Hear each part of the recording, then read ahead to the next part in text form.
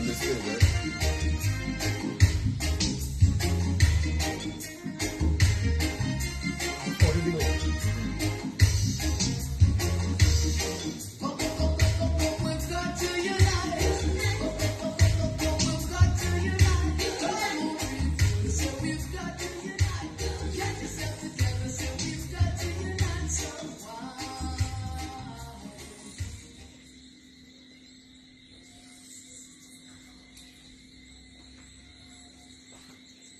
All right, yeah, Dominicans, special greetings, special welcome to all of you who are already here with yours truly. It's always a pleasure to have you guys in the viewing and listening audience. Just for, as it were, declaration purposes, I am in the cool and quiet of the Cochrane community, where I have a young man, I must say. You've seen him in the frame now, smiling away. We're going to have a very interesting, a very candid discussion here this evening as it pertains to the economy of Dominica. This young man, have been speaking about an alternative, as it were. Sometimes we say that young persons don't come forward, or they choose not to come forward. But I can tell you, this brother in the frame here, Mr. Luke, he has some things that he wants to say to us as Dominicans in terms of how our lives in Dominica can be improved, especially the younger generation. And so without much delay, let me just, say hi and hello. Brother Luke, good afternoon, my brother. Good afternoon, Lofty, and good afternoon to all the viewers who have decided to join us. I think now is the time. Sometimes we, in our own efforts and life, we choose to be calm and humble and not express ourselves. But I think in light of recent events and the support and encouragement I have been getting, I think it only fair that I share the plan that I feel that has been severely tarnished by the lack of support, especially from my representative. And I would also like to take this time to state for the record that when I was speaking in Calibishi and I said, and you, thank you for destroying my dreams, I was speaking to Rayburn Blackmore, who was standing up directly behind Roosevelt Scared. That is why he turned around, because he realized I wasn't speaking to him because I was no longer looking at him in his eyes. And Mr. Blackmore was my representative. That's the only person I ever voted for. I voted once in 2010, 2009, 2010, I think 2009. However, he was the only person I voted for, and I severely feel that he has done more harm than good to the Kingfield I was dreaming of. I would be living in 2024. Yeah, I remember seeing you and hearing you quite articulately at Calibishi, where you and some villagers stood up for you guys' rights in Calibishi. But just before we go there, I know that may become part of the alternative economy discussion we want to have here with you this evening. Jordon, in terms of just a brief introduction of yourself, just who is Jordon Luke for those of persons who may not know? Who is Jordon Luke? Jordon Luke, a lifelong learner, somebody who learned to read at a very young age.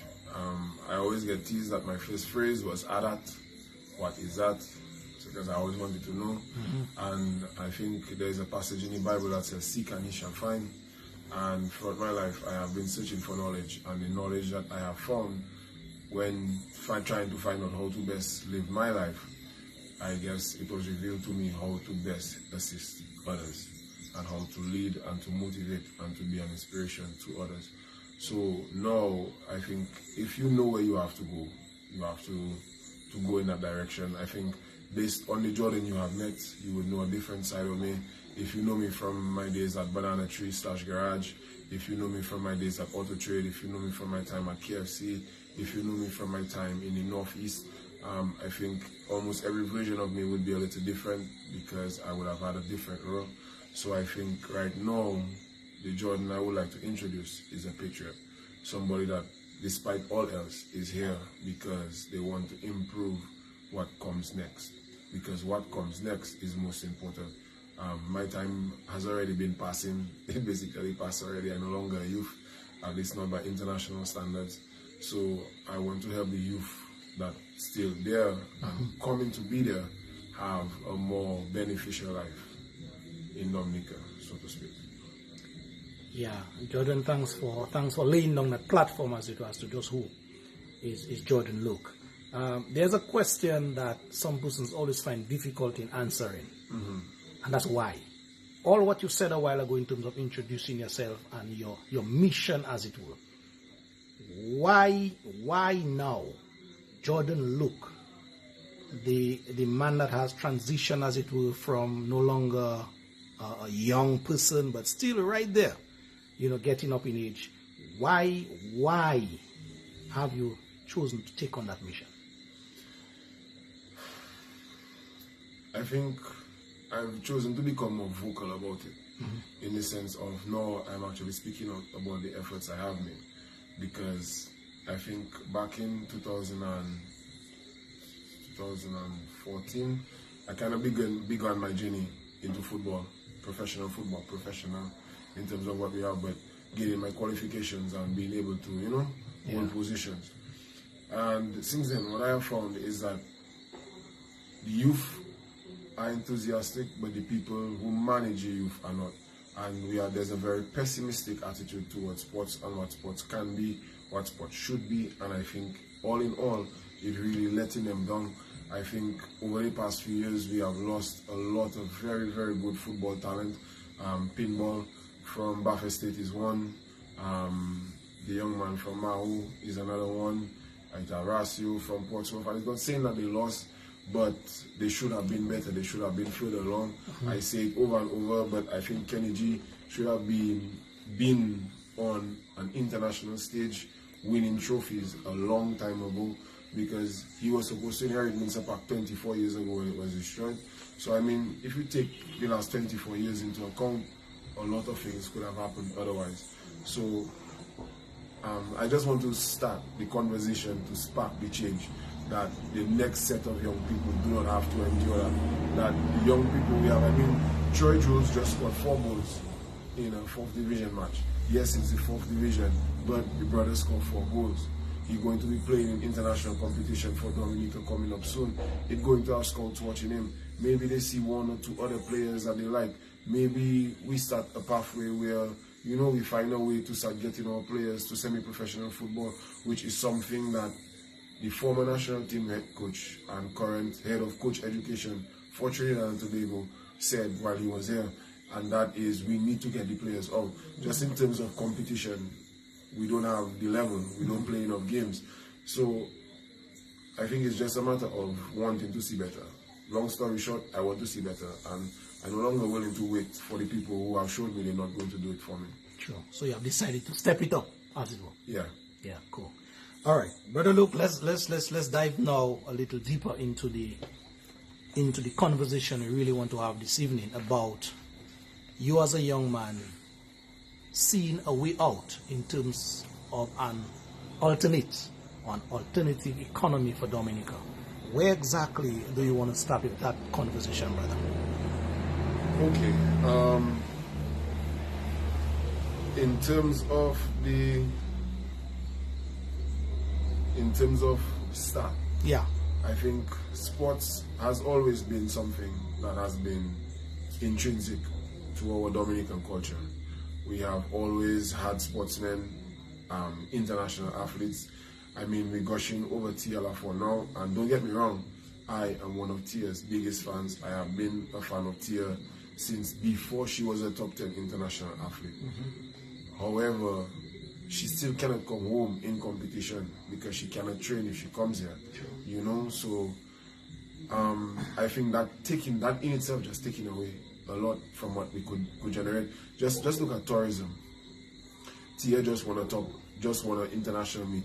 We could have maybe get the girls from Jamaica, maybe get the girl from the US. We could have a race here. Maybe the pole vaulter from Europe. You will get a few athletes because now you have a world champion. Now we've pulling together a relatively well-rounded international lineup. You're going to have tourism. I think we have always needed to look at alternate options of getting into the country. If you have to travel with a team, then you look for alternate options. Well, actually, one alternate option is instead of going to the rest of the Western world, take the ferry, go to Guadeloupe and Martinique, and go to Europe. That might actually be cheaper for us to take a team to France and market in France and get people coming to Dominica for football, because football is a thing. If I'm involved and I'm going to travel for it, I'm going to travel for it. If I like the place, I enjoy the place, I will come back. But that is just one way. So I think we already have the opportunity for it. It's already there. It's just a matter of developing it, making it better. I would consider it like the baths in Virgin Gorda, where if left in a natural state, like when I went there, and I was back in 2004, 2005, if it was left in a natural state, people would never be able to travel and get through the baths as easily and completely as with a little modification. A rope bridge, a wooden bridge, a place to hold so you can pass over. Simple things. It doesn't have to be a big modification, but a simple modification can mean a lot of difference for the actual operation. So I think number one, we already have the history of developing sports into a business. In terms of what direction the development would start with, it would start with football. And it's not because I'm a football person or I'm a football coach or I think football is the best sport. It's because financially, football is the most viable. I think if we have to look at the record of COVID-19, football was the one entity worldwide that stopped for the shortest period of time. And while a lot of other entities had to start and stop at the highest level, football just continued. So I think, again, we don't have players at the highest level. So we don't have agents making 20% of a salary. We don't have advertisers and marketers who generate revenue from the use of the images of said players. So it have a big chunk of the pie we just do not see. So that is the direction we would take football. Okay, sure. In terms of what you said, right? How do you see what you are exposing here this afternoon will be sort of an inspiration or motivation to especially the young people? Well, what I want them to see is one, sometimes you just have to be brave. Sometimes you have to be willing to step out. And even if in your mind you may be nervous, you may be a little bit unsure of yourself, you maybe know people go and say, oh, Mr. Zamaji, Mr. What are you talking about? Mr. just running his mouth, Mr. just looking for shine. All that is fine, because at the end of the day, I have seen in my past employments and endeavors, sometimes the efforts I made just because I had a feeling that this is what I should do led to a better life for a lot of people. I think number one, garage band, that's the business. Not in the sense of the content, but in the sense of the career. Having something to motivate you, to push you along, something you can do that pays you otherwise. I mean, sometimes when the fellas go on their trips and they make their comments, everybody might not be pleased. But again, from being the bartender that used to create a vibe that them fellas take, that become something where I had an experience over the carnival. When someone from St. Croix came to garage, brought his own opener and started ringing the bell, peeling. That is marketing. That is tourism. That is an attraction. That person left wherever they were and they came to Dominica. Yes, they're coming for carnival, but I have to come to that site. That is a fingerprint. Nobody can ever take that away from the people who were involved in that, you know? So I want to create another something to that extent where you know, maybe I just start the trend. It seems like I have a knack for starting it. So I just want to start it. It doesn't have to be my idea. It doesn't have to be my plan. It doesn't even have to be sports. But at least people can feel motivated to sit down and work towards something, even if it takes. For me now, I'm the 10th year of my plan, so it hasn't been a short journey. And it's only now I'm actually willing to be ready to share intimate details of the plan. Jordon, you're speaking there, and you said you have a knack for starting things. And that is one of the good characteristics, I must say, about leaders, but not just ordinary leaders, visionary leaders. And so when I hear you speak, when I see you out in action, I see somebody that has that potential to inspire, to motivate people. And so right there, you are showing that sort of visionary leadership. Once it is harnessed properly, directed in the right direction, then you never know.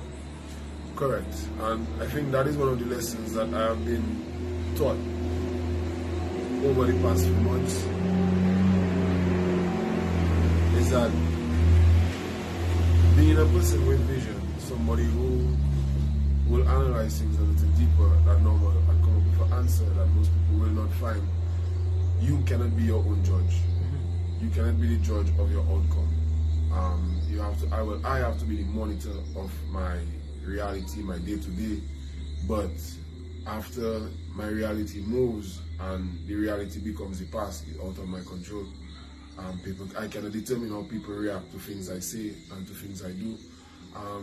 As much as I appreciate the way, for example, how people responded to the way I spoke to the Prime Minister.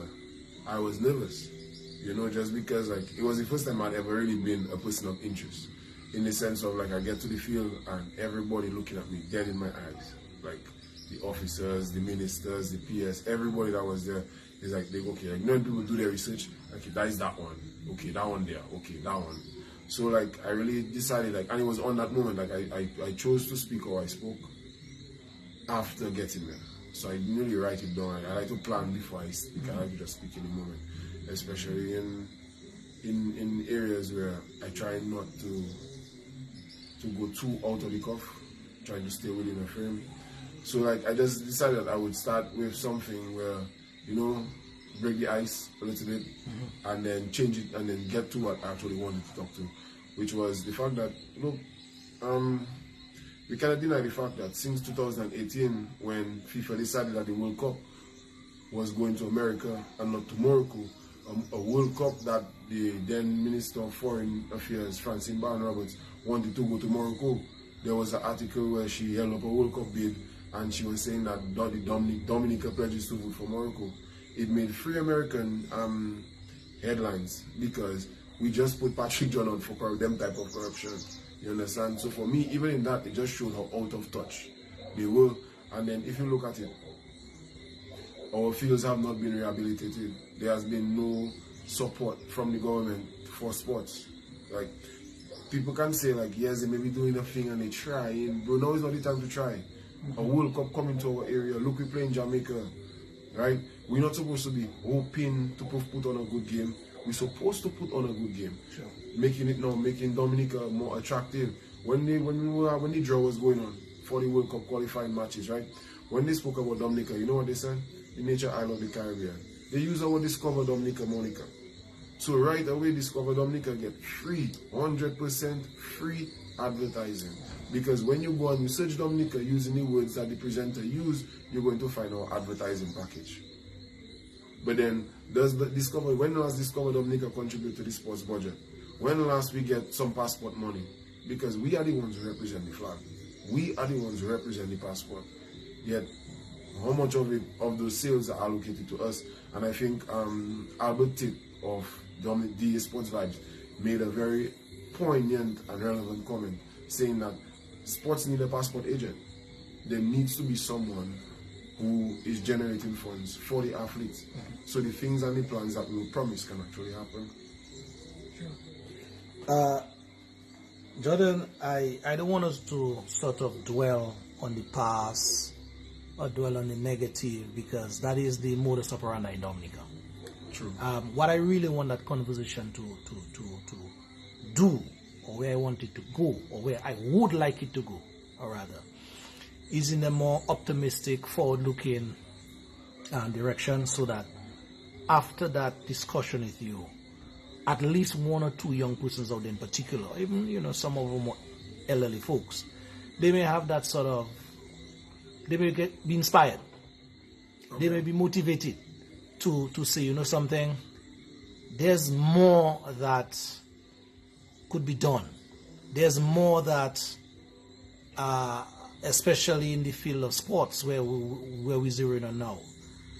So it is all well and good for us to dwell in the past, talk about the negative, but I think much more optimistic conversations need to be had in Dominica, so that persons could, feel a little much more energetic Agreed. Towards the future.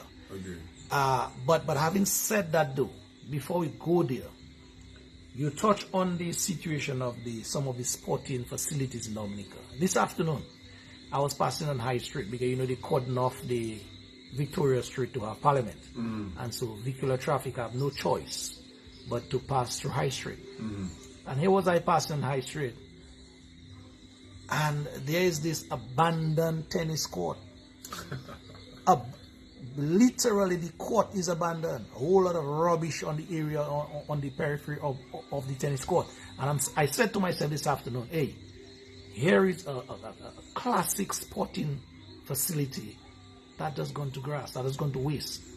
And so just touch on some of the other facilities around the country that should have been much more up and running in terms of helping and facilitating sports. Well, I think first and foremost, we cannot forget the botanical gardens, because I think, number one, as a little boy, you couldn't even play in the gardens and run around the screens, because them cricketers used to get real cross when they playing and you're running in front of the screens. Right now, they even have screens in gardens. So that in itself is a defacement. I think Bath Estate is another one. Portersville is another one. Well, basically in the Mao constituency, they don't really have a feel for the Canefield Massacre area. It have the field in Mao next to the playing field.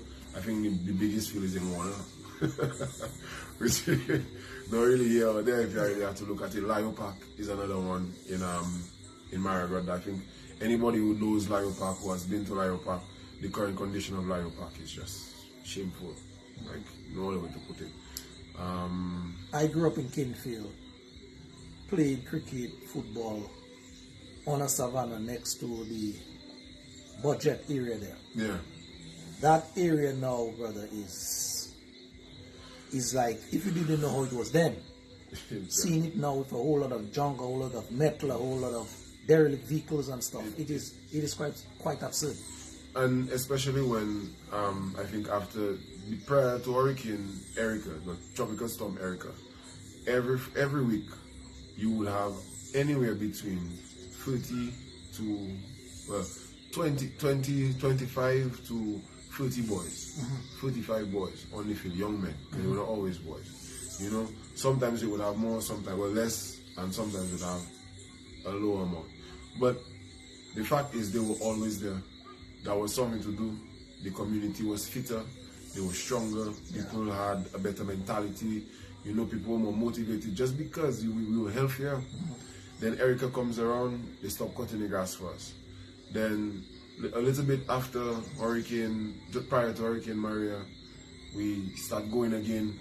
A parent comes to me and says, John, what you doing your coaching, so on and so on. Start up a little academy in Canefield.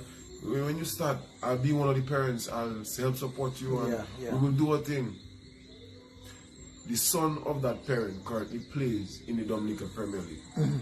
The park has yet to be cleared. Wow. So, again, it's not even saying that we ourselves in the community not doing things for ourselves. We are. However, where is the support on the other end? Because it takes two hands to clap.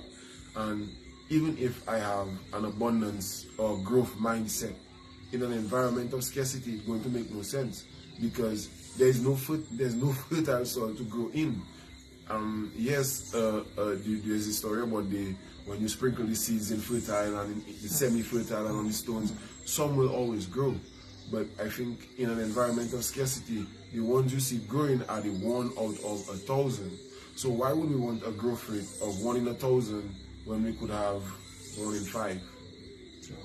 Like we're holding ourselves back because we're not willing to be more accepting, more understanding. Just listen to what the person's saying. Maybe we don't like the idea, maybe we don't like them, but what they're saying actually makes sense on an international stage. And I think, especially for me, hearing Dominicans tell me for so long now what I say not making sense, and then meeting professionals from the real world that tell me, young man, you know what you're talking about, just stay focused and keep going. It's a very deep contrast. And that's why, again, now, I think, like, for those that questioning themselves, that looking for a little bit of motivation, that trying to figure out if they should continue their fight, you should. Because they have a reason why you have been able to make it on so far. It's just about remaining positive and actually getting over the line, which is, in fact, the hardest part. Yeah. What do you think, though, Jordon, will get us out? When I say out, Dominicans, by and large, out of the quagmire we have found ourselves in terms of the pessimism that exists, the low productivity. We are touching on sports now, the really no outlook as it pertains to sports and sporting activities. There's this kind of despair in the air where Dominicans are concerned. What do you think going to help take us out of that morass? Leadership. First and foremost, leadership.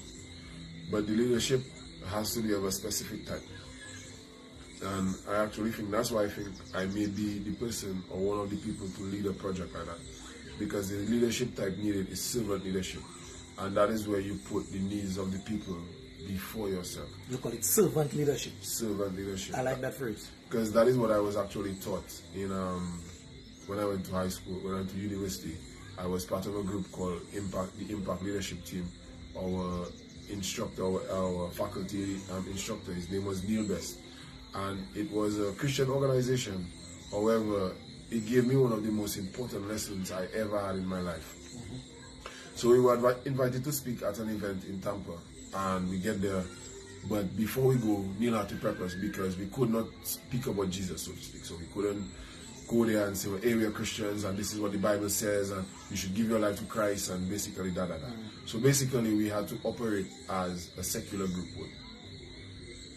And then by the end of the day, the presentation that we always give to any group we would have gone to, normally because they know we're a Christian group and we're coming, that group asked us to do it. Because they were like, no, why y'all so different?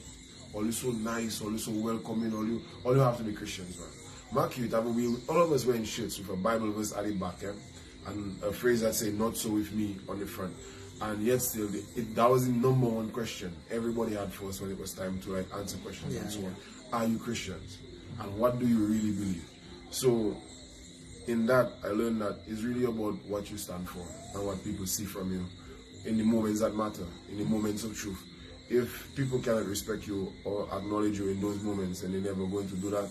They're never going to trust you if you're not trustworthy, if you don't prove that, look, when I come and I say that, I'm going to, no offense, but the Minister of Education can't inspire me to be smarter because she tell me I'm going to be a prostitute.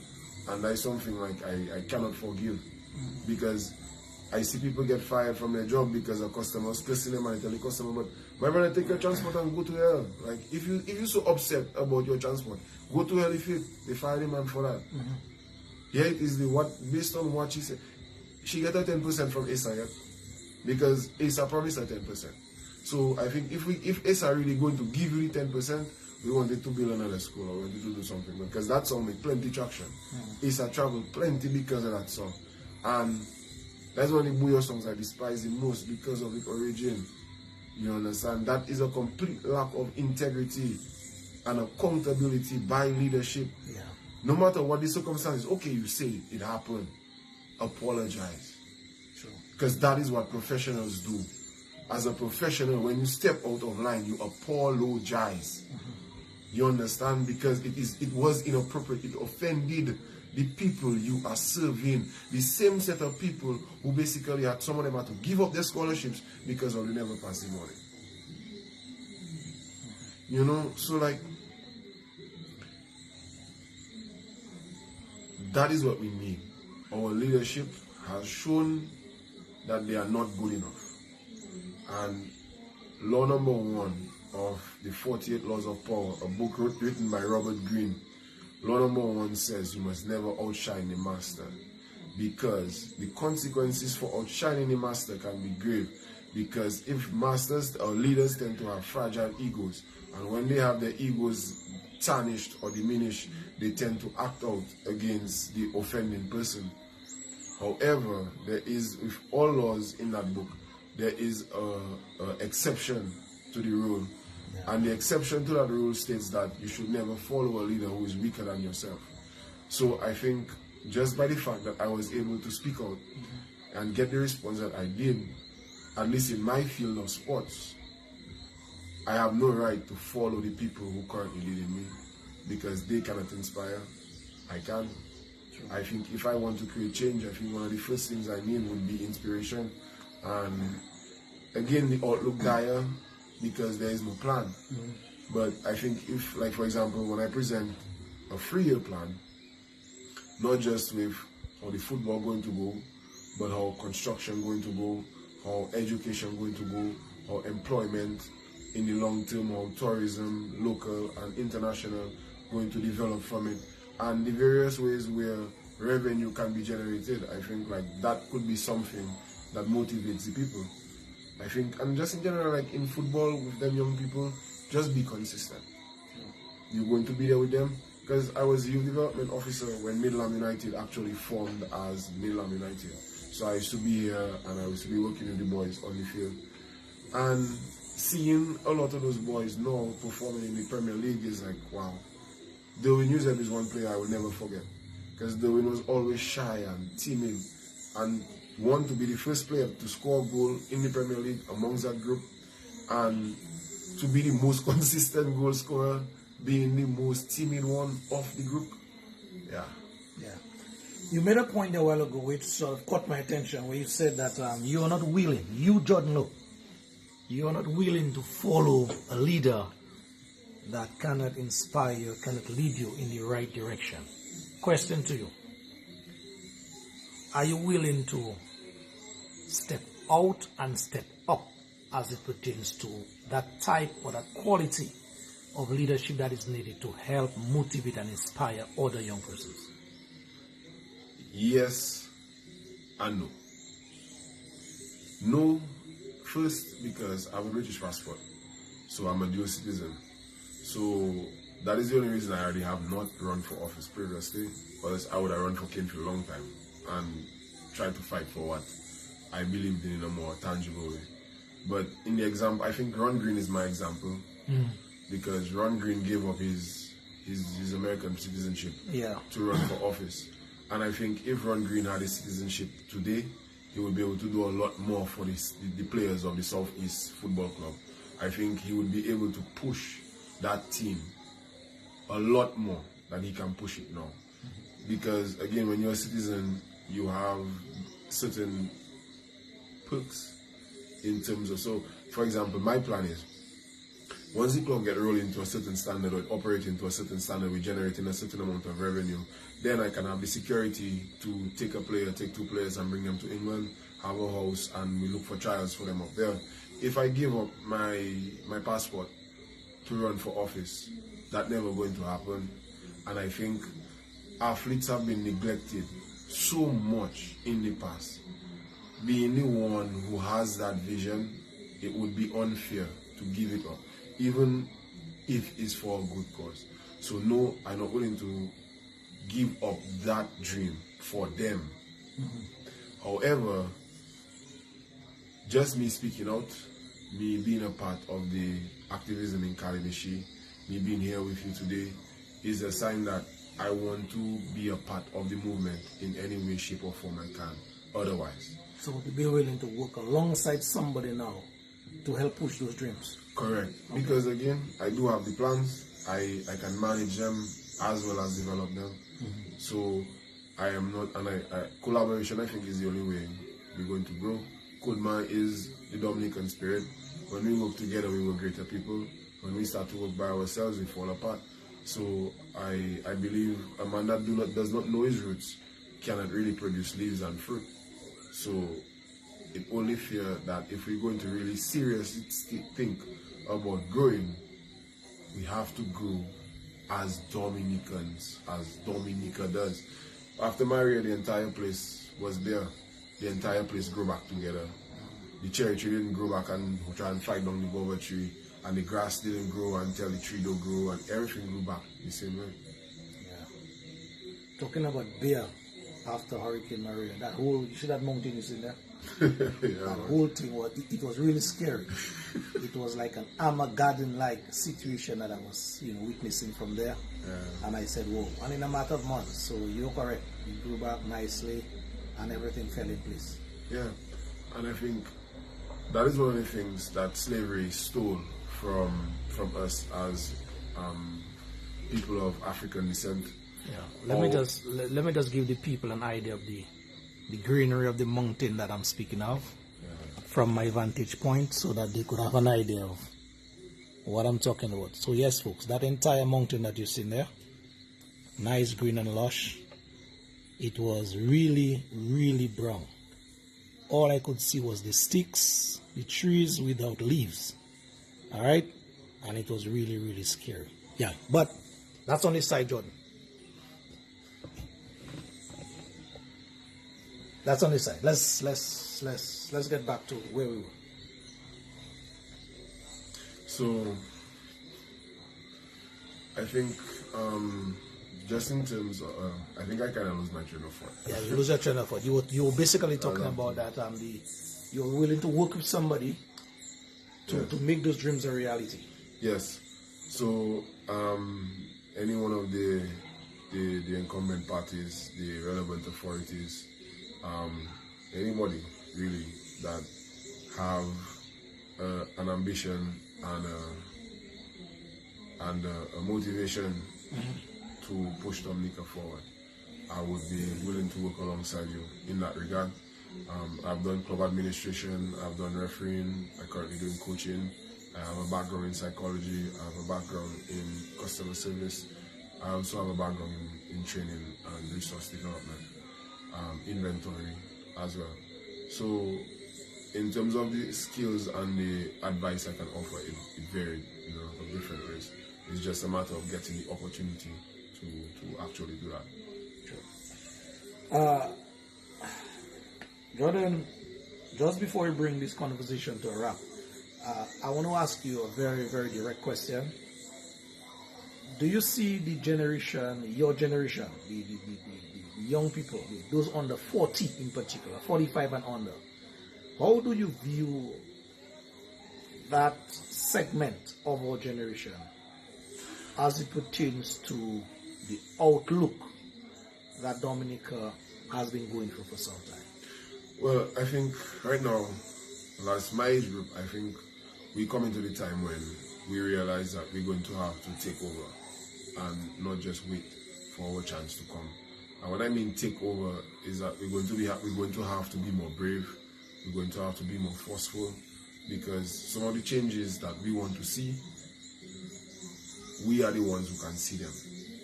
Sometimes things above people's awareness or their level of consciousness just never becomes visual.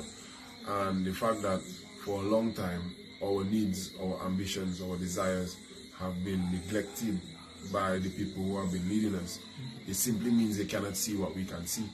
So now is the time for us to start doing what we have to do.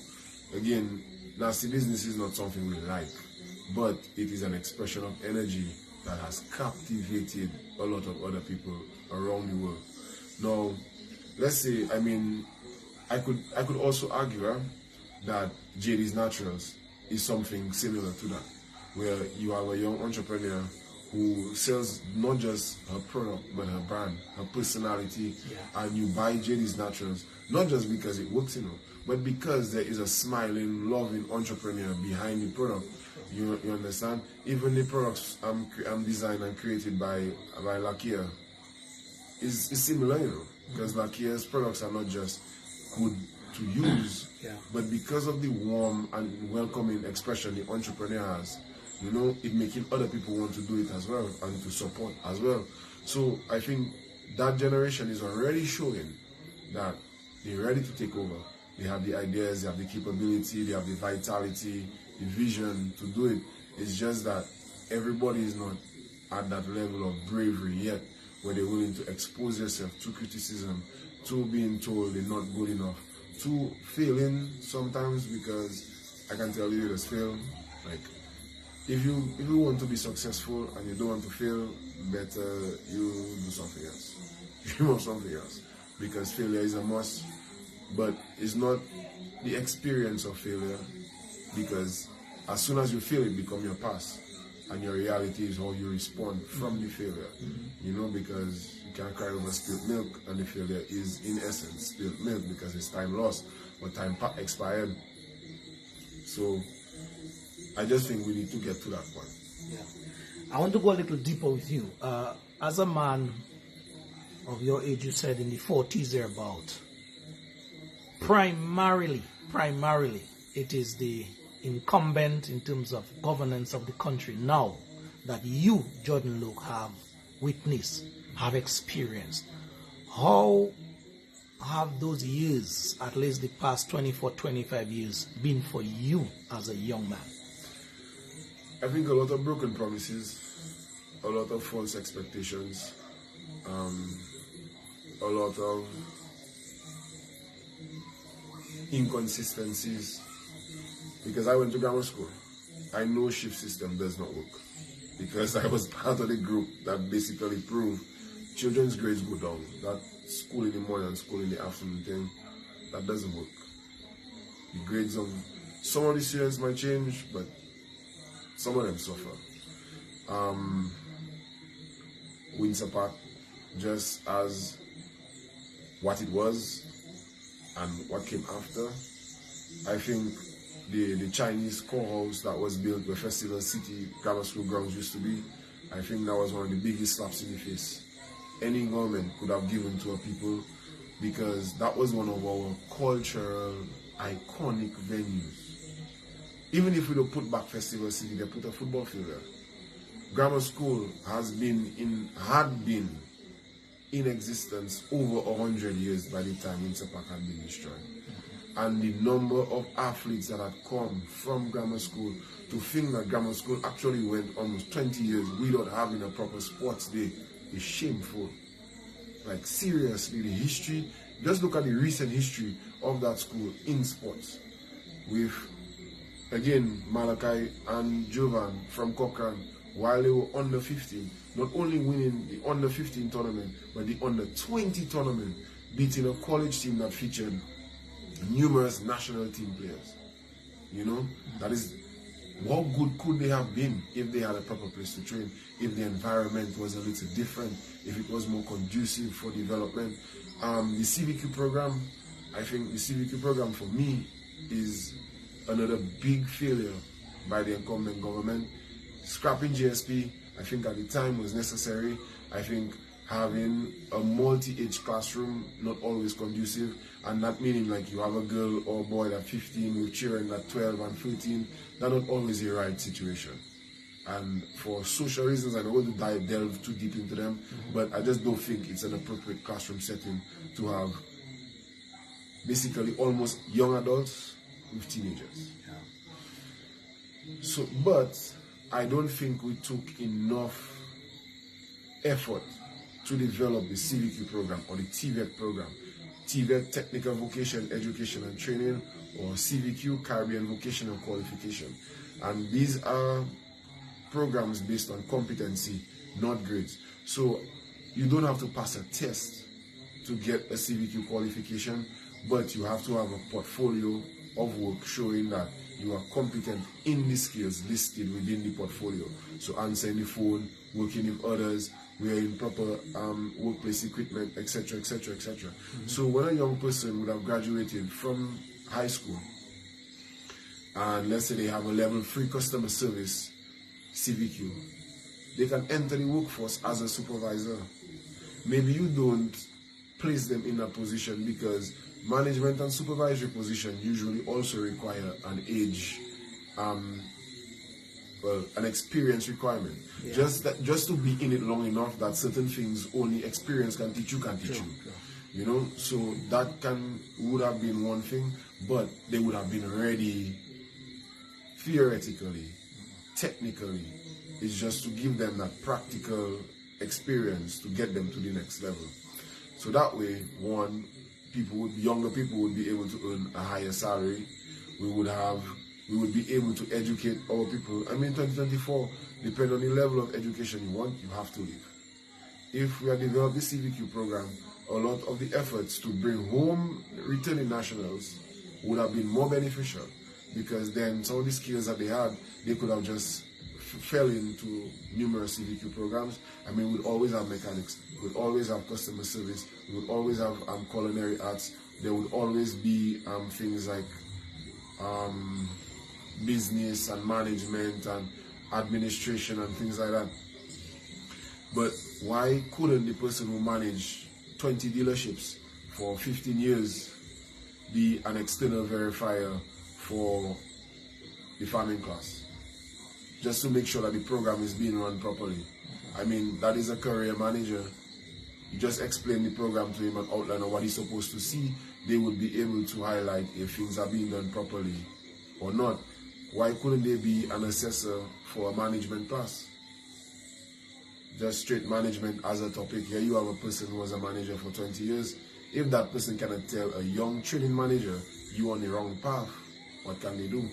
You understand? I think that would be a basic expectation of, and I think it goes unsaid, but Dominicans who are returning home after retirement have lived and operated at very high levels. We have Dominicans who currently work for Fortune 500 companies, who doing classified experimentations with NASA, who doing a lot of things that we would never believe is a Dominican not doing that.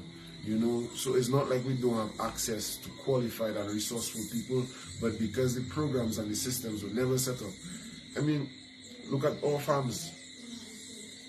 If I have to go and buy a brand new vehicle, a brand new van, it's going to cost roughly $100,000, maybe $120,000. The parts and maintenance is going to cost, if I really roughen up the van, it probably going to cost me about $25,000 a month if I have to change parts on a regular basis, right? Where if I'm making that kind of revenue in the current market, where we hucksters alone we're dealing with, we don't have a situation like when we had geese.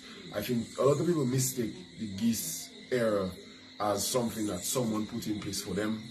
That was just something that was there, and it was easy to buy into it.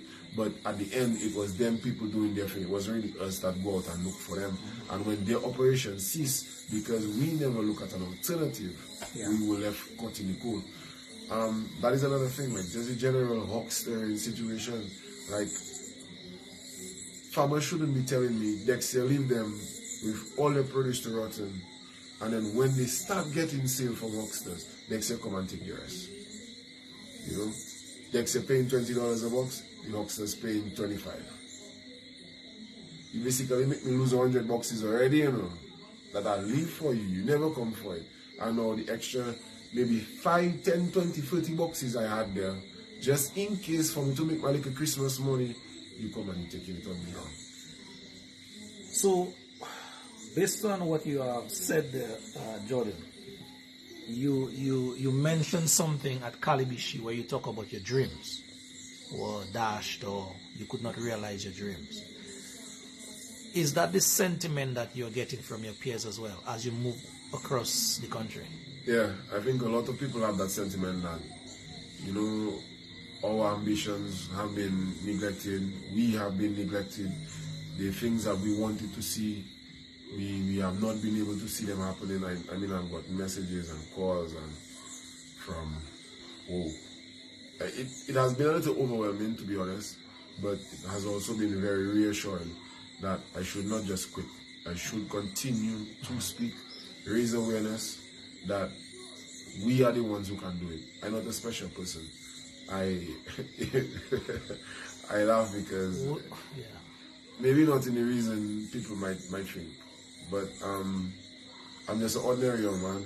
Maybe not because again life teach me a lot of things that maybe the average person will never have access to. Just in the fact that I could educate myself before I was 5 years old, I could read and write for myself before I was 5. I learned to see and expose myself to a lot of things that probably a lot of people would be afraid to simply because they do not read, you know. So Would you be willing, Jordan, to that message that you are preaching now, quote unquote, to add it to that interview we're having now, go down on the ground with, let's say, some of the folks in Dominica and spread that same with a similar words toward the length and breadth of the country? yeah, I mean, at the end, I'm a patriot. My ambition is Dominica, and I am an original Labourite. I am not a modern era Labourite, in the sense of the Labour Party. I grew up admiring. Everybody could speak their piece. There were times when Rosie Douglas would be having a political meeting, and people in the crowd would say, "Hey, Rosie, I'm going to say something," and he would step aside from the podium and he would let them speak, even to the point where now, like on Kyrie FM, when people were voicing their opinions about COVID and the airport, and anybody with a negative opinion was cut off. That's not Labour Party. Yeah. Say whatever you want, like that is not the party I hold there. And as someone who looks up to Mike Douglas for being the only opposition Dominica had at one point, and doing it in a manner that commanded respect. Because you didn't have to invite him, but if you do it in Portsmouth, Mike is showing up, well dressed. Tell Eugenia I'm here, and open the gate and move aside. So that's the type of Labour Party you grew up under. I want to see come back as well. You want to see come back, but with the current crop that is there now, with Roosevelt at the helm, do you see that? Can you envisage that? Well, I think it's a coalition Labour Party. I think when you have the de facto members from the United Workers' Party that came across, I think in the 2009, the 1999 election, you had a lot of freedom rights coming to the Labour Party, and I think just in terms of freedom party at that time, freedom rights were well conditioned by the previous leader, Eugenia Charles, not to argue with her, and what she says is right. And unless you are so and so, you should not speak to me, and you should not try to argue what I say, because what I say is law. So no, I don't really think in the current crop, based on the current operating standards, I mean, just look at how they treated Emo News when we were in Calibishi. I mean, that was really shameful, because at the end of the day, right, I was the one who said, I don't want to talk to Lakia. Yeah. Because after we protest on the Sunday, the Monday afternoon when I was coming out from work, all of them sit down by the bar, having a drink, laughing and smiling, what give me cut eyes. I feel like I get, them cut eyes needles, people just give you, I feel like I get about 50 of them that day when I pass by. But again, if it wasn't for Emo, who would have known we upset? Sure. Who would have known that we have a discrepancy? And at the time the meeting was being held, Emo was actually one of the only people who had been there for all three, well, at that point, 4 occasions when the villagers had stepped up and said, we are not satisfied. 4 occasions. Yeah. And to disrespect somebody like that because you don't want to acknowledge the question, it just goes to show, if my leader not willing to communicate with me, how are we going to grow together if you don't want to take telling? You understand? You find you're above tellings. That is why them trend behaving so, because at the end of the day, I only going to listen to you for as long as it's convenient. When I feel I don't really need to hear what you're saying anymore because you're not talking a language I want to hear, I'm just going to start to ignore you. I mean, I'm going to use a pertinent example of why I don't think you're going to change. There's a rather large building going up in the center of Roseau, and there has been a lot of question. And I think we would like to know, is the building public or private? Why was the reporter embarrassed the way she was? Because up to now, I yet to find issue with the question, because the actual question is Is the project private or public? It's private. End of story. No more to say. Why you have to disrespect the reporter like that? So again, what are the children learning? What impressions they getting? Where, you know, if you don't feel somebody deserves your respect, because that is a reporter, that is a job. Her job is to ask questions based on what the people want to know. Yeah. And the people really wanted to know, is it public or private? Who's building that there? As a matter of fact, the people still want to know. Well, all we can say, Argo is the contractor. And that's that because they are the only ones who have advertised any affiliation with the project. Again, I still think, and it's simple things like that. Because I have seen, again, as a leader on my own rank, simple things and simple responses to the ones that follow you can have long-lasting impact.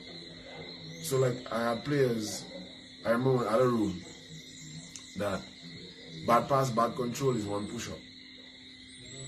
So, I was crossing the ball for them one day. Then players make me do 40 push-ups because if I can coach, like, we don't really like how you crossing the ball. You're crossing the ball good. You check, I really can't kick the ball good neither, you know. But I was, you know, trying to give them, I tried to work them, try to teach them a specific concept. Even if I wasn't very good at it, but at least if they can see it, then they can do the rest on their own. Yeah. You know? But so, then, yeah, so young persons, your age range, maybe thinking the same thoughts like you are now in terms of the representation or non-representation, I must say, let me correct myself here, as it pertains to the party that you said you supported for some time. What would you advise? How would you encourage the same young people around your age range to sort of hold that party or their party, as it were, accountable? well, I think first and foremost, people need to become more independent. I think independent of thought, independent of opinion, independent of action. Not saying that you breaking away from the party or the party not something you want to discuss. But how do you feel about the development of Dominica? If our young people are not able to work and get employment, who is going to pay your social security in 30 years? Because when some of us get, like in 30 years, I can be almost 70. So really and truly, if I completely ignore the plight of the people that come in and that are here, in 30 years time, like, I'm going to be hungry on the road or homeless or something, because I wouldn't have, you know, unless, and I mean, you have a lot of people who do depend and need on the support that they get in their old age. I think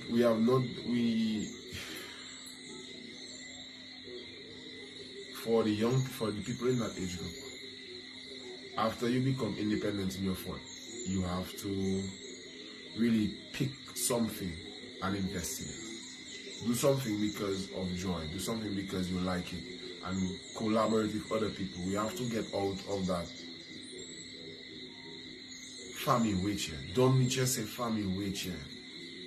We have Dominicans are sharks. We like sharks. Meaning, like, we will eat our young, we will eat ourselves. That is not a good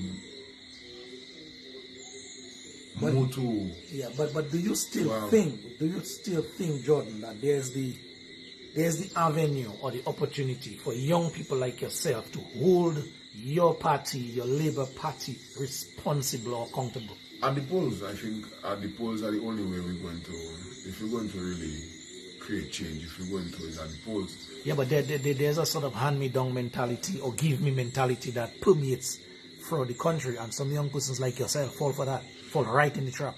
Well, again, because, and that's what I'm saying, you have to change your mindset, the mindset, the attitude, the operation has to change. Because if you're an independent mind, you're an independent thinker, the last thing you want is somebody to give you something. Like, if somebody doesn't give you, you will not have.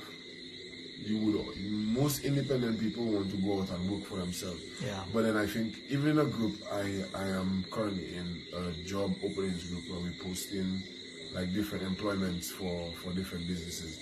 And some of the conversations, like there was one conversation today that was really deep because it just exposed how blatant the abuse of employees is. Go to labor division going back and tell your boss, no, it's more pressure on you at the job. No, you just take a loan, you need your job, you have to send your children to school, and every day the HR belittling you, the supervisor telling you off, they frustrating you. While you're doing one thing, they're giving you another thing to do just so you will fail, just so they can get on your back. And you have that going on and on and on, and no change. So I think instead of talking amongst ourselves, the conversations has to get louder. People have to be willing to do what I'm doing now, and maybe not just me, maybe get on panels, and on the panel we have a discussion like general employment in Dominica. I think that would be a very good and interesting discussion to have, just like how employees feel they are treated, the conditions. I think I say that because, and I laugh because you see people making ads and asking for a certain level of staff, and you're not even spelling some of the things in the ad correct. No, right away, the level of staff you're looking for don't want you, because you're not even taking the time out to make sure the grammar in the ad spelled correctly. And the person you're asking for is a person that's going to make sure the grammar is spelled correctly. So again, these kind of double standards and things we've been seeing, the young people need to start to speak out, to be willing. Don't just say, oh, so it is, and lay back and cry, and when the general topics start with your friends. We need to stop that rum shop talk. Do you think, Jordon, that the young people, your age range right there, do you think that they really care about country? I think generally. I think no, because we've been taught not to care about country. I think we've been taught that Dominica is a foolish place and nothing and nobody do care about Dominica except the grass and the parrots. I think even just in our national symbol, in our national animal, so to speak, the attribute of the parrot everybody talks about is that the parrot is talkative. It likes to run its mouth. You understand? What about the fact that the parrot loyal? Like, that doesn't matter. That not just to a home, because it's found nowhere else in the Caribbean, in the world, well, except for those. So what makes Jordon now, in that age range, care about country so much that he has the guts to stand up to speak, even on camera? Well, because again, I'm a Cicero, so I loyal to my land. I accept responsibility for the ones who will follow me, for the ones who come in after me. I don't want to leave a Dominica where that was left for me, where I didn't have anywhere to play. I didn't have anywhere to become my best self, to be my best self. I want to leave them a Dominica that different, and simply put, I want to leave them that. I've gone past the point of willingness to it. All right. My willingness to it expire, because again, if somebody show you they're a snake, you have to believe them as a snake, and my leadership has shown me they're incompetent and unempathetic, so I cannot expect these people to create an environment of abundance for my children. Period. Brother, I know much more can be said, but in the interest of time, maybe we have to do another round two. But anything else that is pressing on your mind you'd want to spell out, as it were, before we leave? Okay. Well, I think just in terms of before we leave, I would like to speak briefly in terms of some details about the plan, because I think I've spoken a lot about the around it and what could be. Yes. But the plan itself. So basically, that's the alternative economic plan we started. The alternative economic plan, where basically by developing a football area or a football field to be not only economic, well, not just recreational, but a educational and tourism stakeholder in a community, exponentially development in the community going to be increased. So let me just get a diagram I have here in my notes. So basically, if you can see, this is like a drawing of the stadium. All right. So on one side you have the locker rooms and the official areas, and then on the other side you have like the stores, a clinic, media area, etc., offices, etc., etc. And up here you have stands that will host canteens and lights and broadcast areas. So now with that, now there will be a bit of money automatically the teams will spend on the players. Any player who is spent on more than they are paid is considered semi-professional. So the team providing medical service, food, educational opportunities, then they would be spending on the team, on the players, which would mean when a team comes to pick up that player, they would have to pay a transfer fee consistent with what the club has already spent, right? Yeah. And then games, when we host games, so for example, a park in the Marigot area, Lario Park, there's Kalidishi, Woodford Hill, the Kalinago teams, there's also Benz, Northside, and a few other teams in that immediate area. It's easy to host 2 games a week. Try to attract about 200 people in the initial phases. In the initial phases, even $2 a game, that's 400 times 2 is $800. Times 4 is 3,002. We can cut the grass, we can maintain the markings on the field, and we can start building something from there. Eventually, tourism. The team that wins the Premier League is invited to a Caribbean competition every year. When we know who the winner is, organize friendlies, not just for them to go, but teams to come, organize packages for fans to come.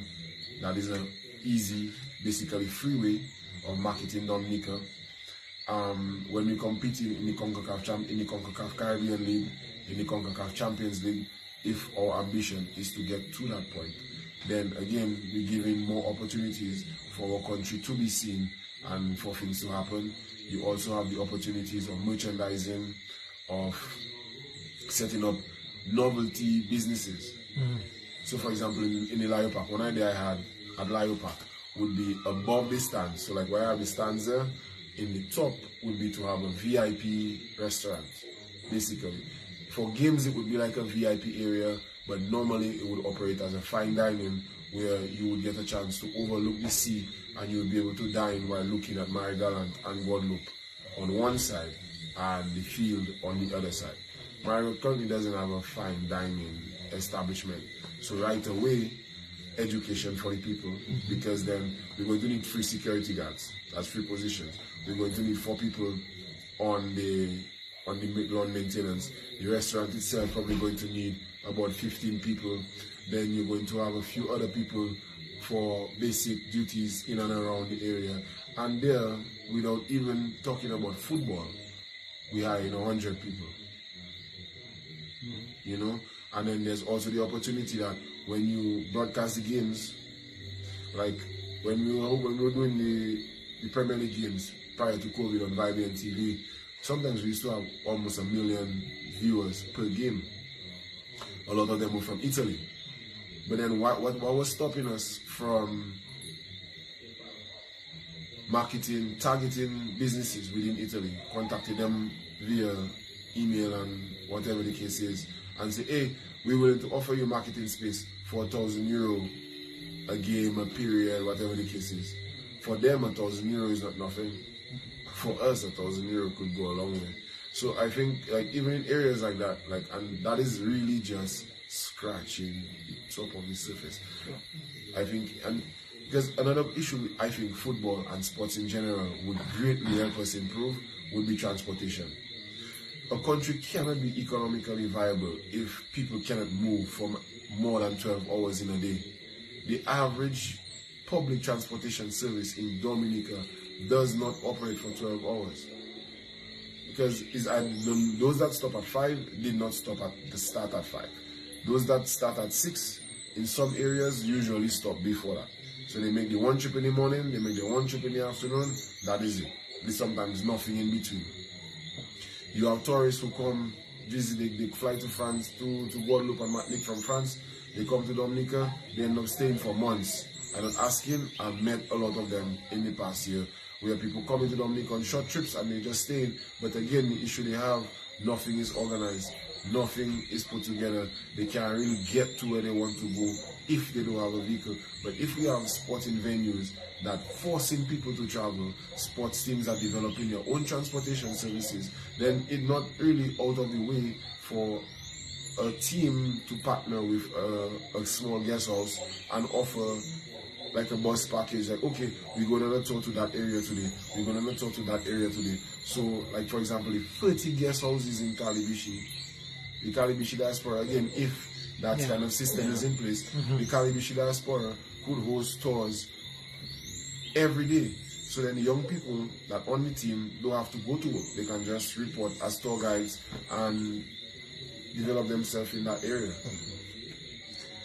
So, Mr. Luke, in a nutshell, what I'm getting from you, tell me if I'm right, is that you're saying in the sporting world, where sports is concerned, Dominica could benefit immensely from that alternative economical package that you're speaking about. If our sporting industry was much more holistic. And that is what you are saying as a young man. If implemented, I know it is very tough now to implement under the scheme of things which you operate. Correct. But we are talking optimism here. When this government changes, you are talking about, or you're shooting across a package into the sports, whereby if what you're saying is implemented or given a chance to grow, then that could be a good economic booster for Dominica. Of course, and I think I have to mention Honorable Anthony Charles from Marriott, because he has been a supporter of not just me, but the football team. Okay. From the time that I met him, when we needed to get our international donation cleared, he stepped up and he made it happen for us. He also has been privy to the plan and has told me that he thinks the plan will work, it can work. It's just something that we have to get more backing and support from. It's just that things are limited, resources are tight, and there are many things that need to happen. But yes, your summary of what I'm saying is correct. Sure. I think that based on wave sports and the resources that we already have, if we give them an environment of abundance to operate in, or a growth environment to operate in, we would be able to take the budding talents we have and create them into rising international superstars, which would offer many alternative forms of employment. Sure. All right, Brother Jordon Luke, thank you very much, my bro. I want to thank you for coming to speak to me here this evening. That is a conversation that was long in coming, but finally we got together to make it happen. I want to thank you very, very much for the many fans and friends listening and watching now. I know they're appreciative of that conversation. Any final thoughts from you before we close it down? Together we can accomplish, but individually we can suffer. I think the motto for my company is we are greater than the sum of our parts. But I write it out as, it's like, I have a shirt that says 1 + 1 = 3. And a lot of people get like 1 + 1. I say no, it doesn't, because they are quotes. So it's we are greater than the sum of our parts. So if we all come together honestly, earnestly, and with a desire to work together to help each other, and not just to grab scraps that are available for consumption, then with a long-term plan we can create a paradise that worthy of the paradise we're living in. I think we do not manage our natural resource, so we can enjoy it. Yeah. Okay, Brother Luke, again, thank you very much, folks. You have just been listening to a very candid conversation here with the man in the frame, Mr. Jordon Luke. You hear the talk sometimes, young people, the youth, they don't come forward, they don't participate in country business.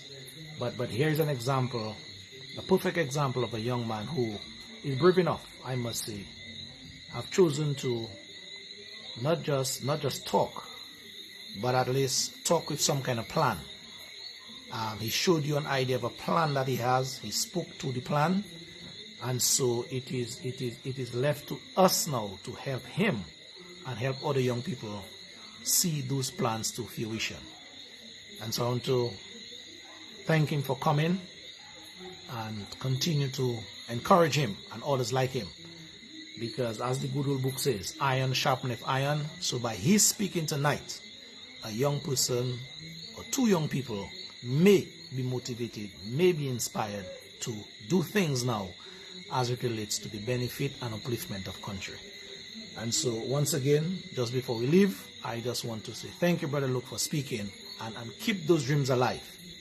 For sure. You never know who is listening, who may be willing to partner with you and see our dreams now come alive as Dominicans by and large.